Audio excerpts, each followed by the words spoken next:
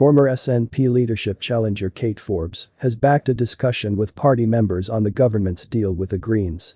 Hello, and welcome to my channel. If is your first time, please subscribe, also hit the bell so that you won't miss out in any of our upload.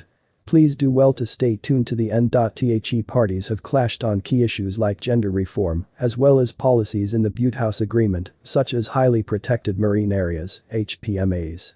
Ms. Forbes said SNP members should be able to vote on key commitments.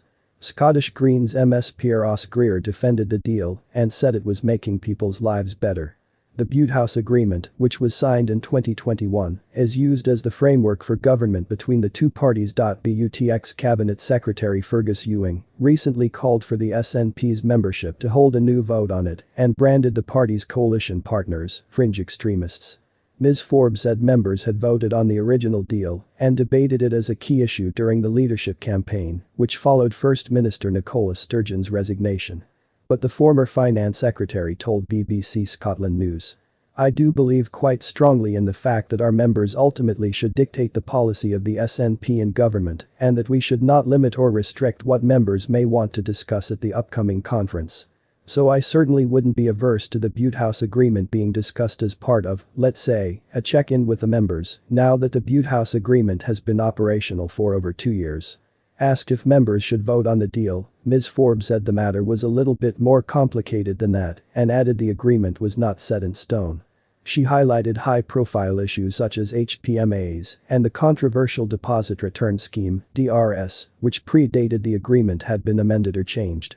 Ms. Forbes said, "This is clearly an agreement that has evolved as it has been delivered. I am a Democrat.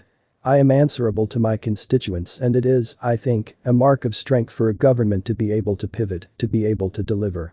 So I think it is actually a discussion about how the government is delivering the people's priorities which should characterize that debate at conference."